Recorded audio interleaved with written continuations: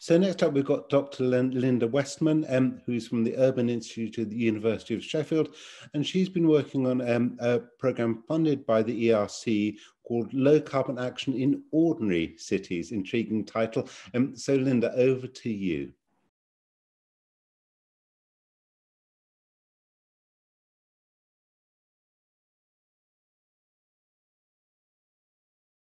So thank you so much for inviting me to speak today and for arranging this. It's been really lovely to hear from both Malmo and C40.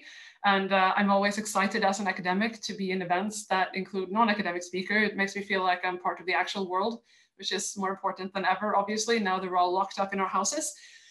So I've been invited today to speak about climate governance in cities in the global south, by presenting some insights from the research I'm working on, which is a project called LOACT, Low Carbon Action in Ordinary Cities. It's funded by the European Research Council, led by Vanessa Castambrotto at the University of Sheffield. My name is Linda Westman. The first question to ask in terms of cities and climate mitigation is where this action needs to happen. And the fact is that climate change needs to be prevented in the context of rapid urbanization. So according to UNEP, the majority of greenhouse emissions in the next century will be emitted by infrastructures that are yet to be built. Where will it be built? Well, actually 60% of the growth of the urban population up to 2030 will take place in cities with less than 1 million inhabitants. And you can see in this map how these cities concentrate in regions in South Asia and Africa. So these are the regions where urban growth will be most rapid, which also means that this is where transformative climate action can have some of the most far-reaching impact. But in fact, these are places that we know almost nothing about. So we have a list of these cities, out of which I must admit that I had never seen the names of these cities before I started to engage with this research, shamefully. But also there's very, very little research and policy dialogue about what is happening in these locations. So we also, I think one of the first questions we have to ask ourselves is, why are some cities invisible in these debates? And if they are, why does it matter? So we are beginning to see some answers to these questions through our analysis. I will share a very fast-tracked version of our work that we're doing on the evolution of climate policy in cities. So we often talk about cities now in climate action as if they have been recently discovered. And this idea is often linked to the size of emissions coming from urban areas, but also the fact that the urban population exceeded the rural on a global scale in 2007. And this is something that we see cited in a lot of reports on cities and climate change. But actually, the idea of local governments acting for environmental protection has been very strong in international policy since Agenda 21 and the formation of ICLEI. And back in the 1990s, the debates on this were very progressive. They're focused on holistic action and participation and focused on cities in all world regions, actually. But these kind of debates have not really stayed at the center of international since then. So what has happened instead is that these ideas have been overtaken by a very powerful discourse that focuses on mitigation action through certain sector-based intervention. So energy conservation in particular have an even longer history than Agenda 21. It dates back to the energy crisis in the 1970s. But this opportunity to realize cost savings through low carbon investment is an argument that has become very strong in the past decade. So what we see also is that the establishment of C40 has had an enormous impact. And we also see that through the fantastic presentation that we just saw in making cities a very important actor in international climate negotiations. And we have also seen how this has linked the ideas of successful action with specific interventions in cities all across the world. And this has been picked up by other influential organizations like the World Bank, for example, who see that there's opportunities to address climate action through infrastructure development. In more recent years, we've also seen a very strong third trend, which relates to the discovery of urban areas as sites of climate change impacts. And this is connected with concentrations of people and infrastructure and vulnerability of informal settlements and things like that. A discourse of resilience, which I will not go into right now because we're focusing on mitigation primarily in this workshop. So an effect of the trends that I just described is that large cities have come to the forefront of the debate on climate action in cities, but also that we have begun to associate urban climate action with interventions in certain sectors. So there are three forms of actions that have been particularly central to these debates. The first one is waste management. And this is one of the first areas that have become recognized in sustainability debate as specifically an urban domain. And that is because local governments are often in charge of waste management, and also because cities are sites of waste accumulation. Also, this has become associated with international funding like waste to energy plants linked to the clean development mechanism and so forth. The second is transport. Again, this is often framed as typically an urban problem because it's linked to air pollution and health problems and so on. And it also can be solved with public transport. And the third is buildings, because buildings concentrate in cities. And here energy efficiency has been a very popular approach, even though there's also a growing attention to renewables in cities as well, which was not historically focused areas. So these three agendas are extremely important, and the more, in my opinion, they're promoted, the better.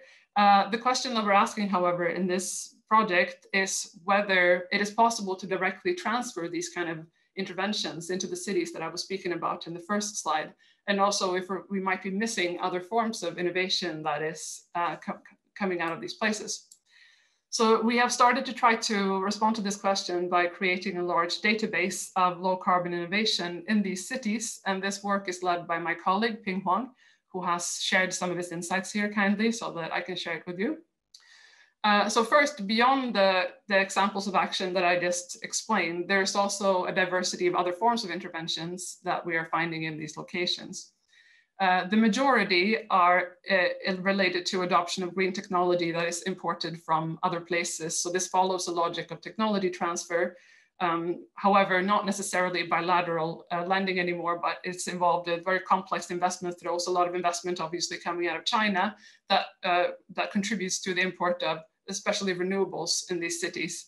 So the most common projects are solar PV initiatives, power stations, solar roofs, solar home systems, solar pumps for irrigation, this kind of projects.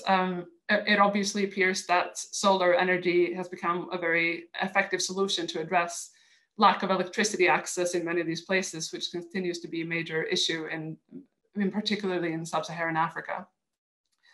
But we're also finding a smaller share of mundane actions, we call them, which are more closely tied to everyday life and designed to specifically meet social needs in these places. So this includes what Ping has called nature-based actions. So for example, the use of local natural resources to create new livelihoods, like the example with the bamboo bikes in this slide.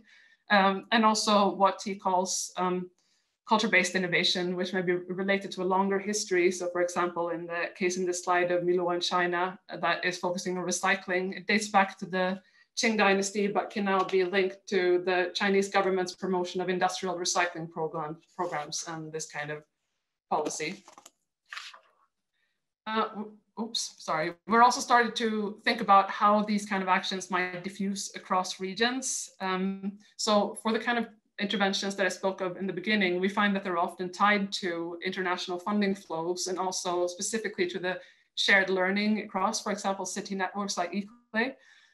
Possibly the kind of innovation that we're looking at now might be linked to different kinds of diffusion because they're often outside of these sort of global networks of circulation of ideas and technologies. So we find, for example, that they're learning from each other within geographical regions, for example, pay-as-you-go solar services, but also that technologies become linked with development programs. So like I said, solar PV and poverty alleviation, for example, and when that reaches success, we can see how it starts to be replicated in other cities. This also seems to be the case with community ownership of renewable energy, for example. In other cases, innovation is very much tied to a local context or to socio-ecological conditions, and they might be less likely to spread, like green tourism as a poverty alleviation strategy, for example. So Peter asked me to reflect a bit on what works and what doesn't work in all this. I think they're a very difficult question and also very subjective, but I will draw out some of the trends that I'm finding from our qualitative data, which is based on interviews with a large set of organizations working with this. The first one I think is so obvious that I apologize because you all would know this already, but the most consistent message across all regions and groups is that it's extremely important to connect climate mitigation with local problems. And this is often spoken about in terms of co-benefits. So the range of strategies here, it's almost never never ending. It's from tackling waste, air pollution, congestion, mobility, enhancing health and quality of life. These aspects have become even stronger when mitigation is linked to resilience agendas, and they become even broader and connected to social security networks, for example, or even education systems and so forth. One of the strongest narratives here these days is nature-based solutions, and the idea that protecting green and blue spaces in cities is also a way to solve infrastructure problems, but at the same way to protect biodiversity and habitat fragmentation and so on. So another point that is extremely well supported in research and practice is the need to work with and for the urban poor, and also to work with grassroots movements who have already often been doing this for decades. This means making sure that climate mitigation interventions can support ongoing work to provide housing, sanitation, energy mobility, and so on, in particular with cities with informal settlements, which often completely lack access to all of these services when you start out. And in many parts of the world, it just wouldn't make sense to talk about climate mitigation if it wasn't connected with these other agendas. And finally, in recent years, we've seen how the urban climate agenda has become more and more political. More recently, we know that is because of the youth strikes and this enormous mobilization all over the world, but it's also because it has become increasingly clear that climate change is inseparable from many forms of issues of justice, including, for example, racial discrimination. So the Black Lives Movement has been very successful in linking the past and future of climate change with institutional racism and the legacies of a post-colonial world order, for example. And it is becoming clear that climate investments can either tackle this form of injustice or they can reproduce them. So I think that this is a moment in time in which that question is particularly important now that we're seeing with the COVID pandemic enormous green revitalization investments. So Sheila Patel, who's quoted in this slide, she made this statement in relation to COVID, but it also climate investment. And she has been arguing for decades that communities know very well what their needs are, and they know it much better than funders or development organizations. So we need to listen to them when we are developing these green investment strategies. And I think the point here is that climate change is an extremely complex. Often there's no end to the number of ways that we can choose. In Maputo, for example, it might be that the most effective strategy is to support waste pickers in the informal economy, which might not be at first the most obvious entry point, but it's something that you could only find out through dialogue with the communities that will be impacted through these kind of investments. How am I doing for time? It's my last slide now. I tried to, yeah, awesome, okay. Well, I'll reflect then a little bit on, I don't think that I necessarily will be able to say what works and what doesn't work. I have no evaluation, and I don't think anyone knows this question, but I'll raise a few points that I think are coming out a lot of data again.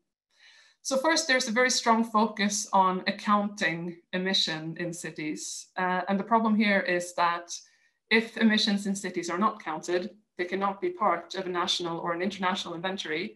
And that just means that it doesn't exist. And whatever is happening there is not being recognized as low carbon action. And this is actually a very complicated question because, for example, let's say any city in the world that is making an investment into a bus system, but doesn't necessarily brand it as a low carbon investment, it just won't be counted as a low carbon investment. And I think that the question here is to what extent it is important to focus on setting up these sort of accounting systems so that local governments can get recognition for the action that they're already undertaking, or whether that kind of training and software that is required to account all of this might not be the most important focus to support action that is already ongoing. Second, I've written multi-level governance there on my slide. I did that deliberately because cities themselves have started to use that concept as an advocacy tool to gain recognition that they are important actors in the international system. In particular, ICLE uses this term in the context of the UNFCCC negotiations. But what I wanted to draw attention to there are some of the issues that are collected under that label. So first, there's a lot of talk about access to finance. In fact, in policy documents, there's nearly an obsession about this idea of access to international funding streams and the fact that local governments often don't have access to them. So this is a very complicated problem because these funds are often set up so that they're only accessible to national governments. Also, the fact is that these international funds account for a very small share of the economic resources that are actually needed to take action on the ground. So what becomes apparent when you start to talk about organizations that are working with this is a more important aspect of whether or not local governments have enough financial resources depends on the relationship that they have with their national government. So that there's a lot of advocacy, in particular led by organizations like UCLG, about decentralization, creating powers of taxation at the local level, autonomy to introduce policy independently, so forth. And this also leads to a lot of difficult questions about where the responsibility actually should be placed. Because there might be that some actions might not be most appropriately to handle at the city level, let's say, for example, regional transport systems. But also, if we delegate all of this responsibility to cities, we also must try to make sure that they have access to the resources to take these on, rather than just delegating more and more issues for them to handle on top of the services that they're providing already. Another aspect of this is private sector finance, and it seems that almost nobody can understand the mysterious world of finance. So one thing that is really missing in these conversations is just the role of businesses. Small and medium-sized enterprises, for example, they never feature in these debates, which I think is an enormous lost opportunity to bring in more resources and actors that understand the local context much better than I do, for example. Finally, there's a lot of focus on climate planning, but the reality is, in fact, that in large parts of the world, there are no such plans. And even in many political systems where we have municipal climate plans, they might not be implemented. And that is the case even in political systems with a very strong focus on planning, like China, for example, or there is a plan, but it doesn't have any connection with the real situation on the ground. And this particularly is the case where you have a very large informal economy that has not been counted in the plan, and the plan doesn't really mean anything. So I think the difficult question here is that on the one hand, we do obviously have to build on best practices around the world that has worked and think about how they can be transferred into other contexts, but also how to take account of realities in the cities in particular that we are working in. And I think that this calls for a lot of problematization and rethinking what the process of planning really means in practice, and including a broader range of interests and forms of knowledge and experiences into this. Thank you. Linda, thank you very much. Some really interesting insights from that work, and really well presented. You know, it's a joy to see an academic present so clearly and articulately in such a brief period of time. I think some real lessons from that, you know, not just to focus on the star cities, to remember what's happening in many of the ordinary normal cities across the world, and things that I think we can take up in the discussion.